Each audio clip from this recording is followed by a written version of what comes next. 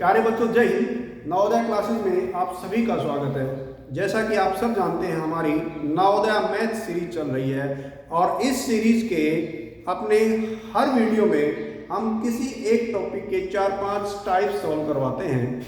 और आज का हमारा टॉपिक है भिन्न एवं भिन्नों पर आधारित मूलभूत संक्रियाएं।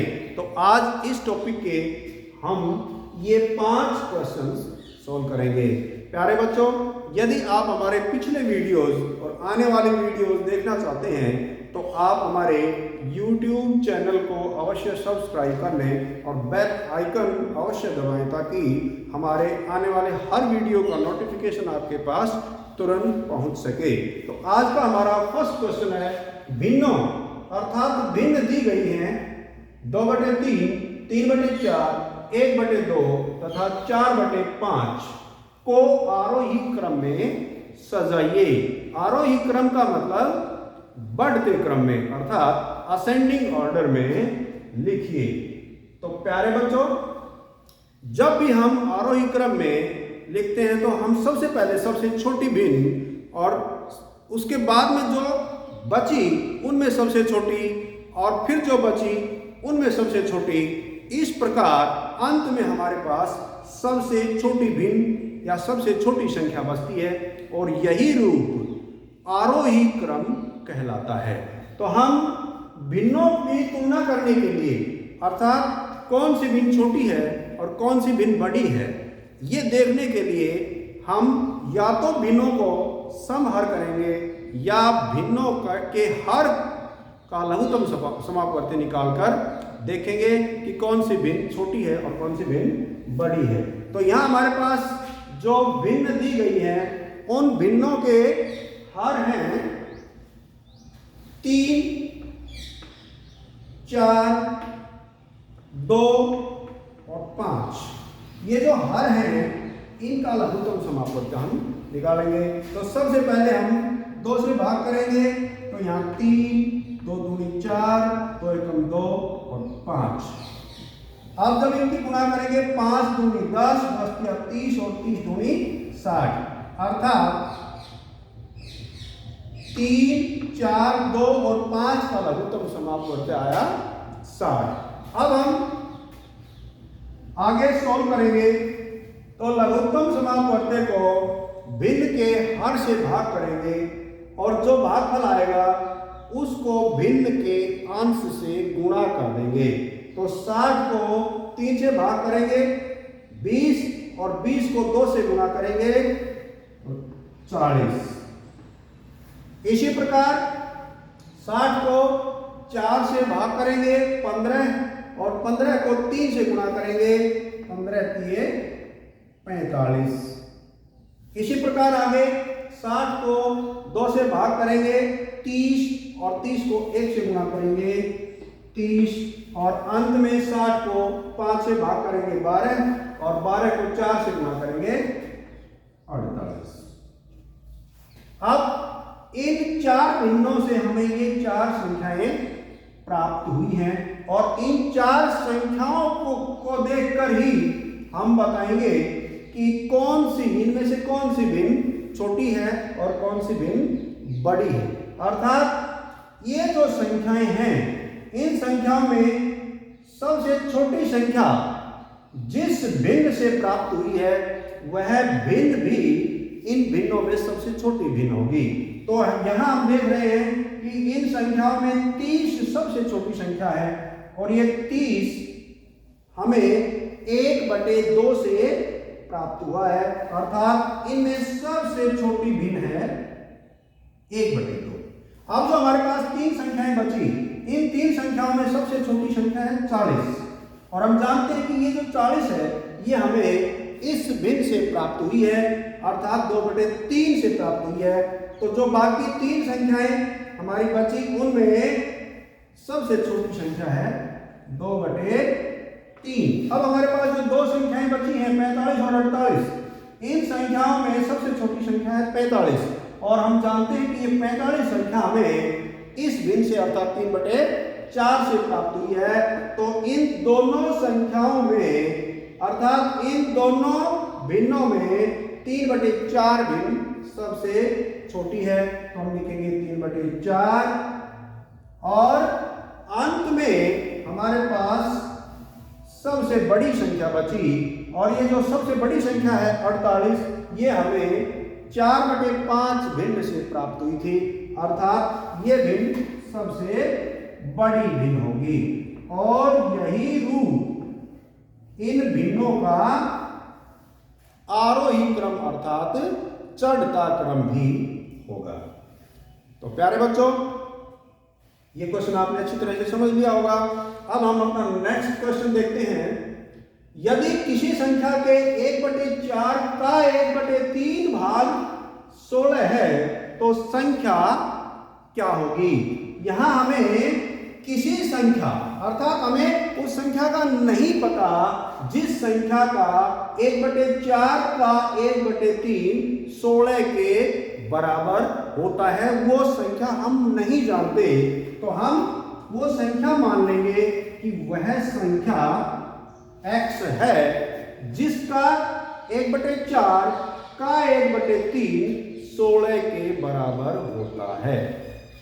तो प्रश्न के अनुसार हमारे पास क्या आ जाएगा कि हमने ये जो संख्या है, किसी संख्या, ये संख्या x मानी, तो इसका 1/4 अर्थात x का 1/4 का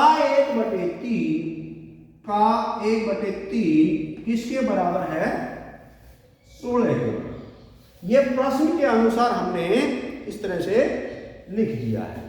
अब हम जानते हैं कि का मतलब होता है गुणा, अर्थात x गुणा 1/4 गुणा 1/3 बराबर 16। अब क्योंकि हमने x का मान निकालना है, हमने जो संख्या, जिस संख्या का 1/4 का 1/3 भाग 16 के बराबर है, उस संख्या को x माना था, और यदि हमें x का मान मिल जाए तो वह संख्या भी वही होगी जिसका 1/4 का 1/3 16 होगा। तो हम इसको सॉल्व करेंगे तो हम आगे इसका डिनोमिनेटर हम 1 कर सकते हैं, जिस संख्या का डिनोमिनेटर नहीं है उसका डिनोमिनेटर हम 1 लिख सकते हैं। अब हम x को 1 से गुणा करेंगे और फिर 1 से गुणा करेंगे तो हमारे पास x ही आएगा, और नीचे 1 गुणा 4 गुणा 3 है, तो ये 4 दिए 12 और ये है 16 के बराबर। अब हमें चाहिए x का मान, क्योंकि हमने वह संख्या x मानी है जिसका 1/4 का 1/3 16 के बराबर होता है, तो हमें x का मान निकालना है। तो यहां पर जब किन्हीं संख्याओं के बीच में या भिन्नों के बीच में बराबर का निशान हो तो हम उसको क्रॉस मल्टीप्लाई अर्थात आर पार गुणा करके x का मान निकाल सकते हैं। तो यहां हम देख रहे हैं कि इसका हर नहीं है, तो हम इसके हर को 1 लिख सकते हैं। अब इसकी क्रॉस मल्टीप्लाई करेंगे अर्थात आर पार गुणा करेंगे, तो x की 1 के साथ गुणा करेंगे तो x बराबर, बीच में बराबर का साइन है, बराबर यहां भी, और जब 12 को 16 से गुणा करेंगे तो 12 6 72 हासिल 7, 12 एकम 12 और 7 19, अर्थात x का मान आया 192, यानी x 192 के बराबर होगा। और x वही संख्या है जो हमने मानी थी जिसका 1/4 का 1/3 16 होता है। इस प्रकार यही हमारी वह संख्या होगी। 192 ही ऐसी संख्या है जिसका 1/4 का 1/3 अगर हम करेंगे तो 16 आएगा। ये हम वेरीफाई भी कर सकते हैं। 192 गुणा 1/4 गुणा 1/3, और जब हम उसको सॉल्व करेंगे तो हमारे पास 16 ही आएगा। इस प्रकार वह संख्या 192 होगी। राइट। नेक्स्ट क्वेश्चन, 48/64 का लघुत्तम रूप क्या होगा? लघुत्तम रूप का मतलब छोटा रूप अर्थात सरलतम रूप, या हम उसको शॉर्ट फॉर्म भी कहते हैं। तो किसी भी भिन्न का लघुत्तम रूप वही होता है जब हम उस भिन्न को उससे आगे नहीं काट सकते, वही रूप उस भिन्न का सरलतम या लघुत्तम या उसकी शॉर्ट फॉर्म होती है। तो हमारे पास है 48/64। इस भिन्न में हमारे पास अंश 48 और हर 64 है। अब हम देखेंगे कि वह कौन सी बड़ी से बड़ी संख्या है जो 48 यानी अंश और 64 यानी हर को पूरी भाग कर सकती है। उसी संख्या से हम इस भिन्न को काटेंगे। तो हम देख रहे हैं कि 16 ऐसी संख्या है, 16 वह बड़ी से बड़ी संख्या है जो 48 और 64 दोनों को पूरी भाग कर सकती है। और जब हम भाग करेंगे तो 48 को 16 से भाग करेंगे, 16 किया 48, और 64 को 16 से भाग करेंगे, 16 चौक 64। इस प्रकार अब आगे ये यहां कुछ भी नहीं कट रहा है, तो हमारा सॉल्यूशन आया 3/4। और यही सॉल्यूशन इस 48/64 भिन्न का सरलतम अर्थात सबसे छोटा अर्थात शॉर्ट फॉर्म होगी। तो ये आपने अच्छी तरह से समझ लिया होगा। हमारा नेक्स्ट क्वेश्चन, एक बांस का 3/10 भाग कीचड़ में, 3/5 भाग पानी में तथा शेष 5 मीटर पानी की सतह से ऊपर है, तो बांस की लंबाई क्या होगी? तो यहां जैसे हमारे पास ये कोई बांस है, ये हमारे पास कोई बांस है। अब इसका 3/10 भाग कीचड़ में है। हमने मान लिया यहां तक ये बांस कीचड़ में है और यहां तक भाग कितना है? 3/10। तो जो कीचड़ में भाग है इस बांस का वो 3/10 है। इसके बाद में 3/5 भाग पानी में हमने मान लिया यहां से लेकर यहां तक ये जो भाग है ये है पानी में, और ये भाग कितना है? ये भाग है 3/5 भाग, 3/5। इसके बाद में तथा शेष, तो शेष कितना बच गया? ये बांस का शेष भाग यहां से लेकर यहां तक है, ये इसकी लंबाई दी हुई है 5 मीटर। जो शेष भाग अर्थात कीचड़ और पानी से ऊपर का जो ये बांस का भाग है इसकी लंबाई 5 मीटर दी हुई है। तो हमारा सवाल है कि बांस की लंबाई क्या होगी, अर्थात यहां से लेकर यहां तक यह बांस कितना लंबा होगा। तो हमें पानी और कीचड़ का भाग दिया हुआ है। पानी और कीचड़ का भाग हम देखेंगे कि पानी और कीचड़ का कुल मिलाकर भाग कितना है। तो 3/5 को 3/10 में हम जोड़ेंगे, यहां हमारा लघुत्तम समाप्त करते हैं 10, 5 से भाग करेंगे 10 को 2, और 2 से फिर 3 को गुणा करेंगे 6, और फिर 10 एकम 10, 1 किया 3, अर्थात 9/10।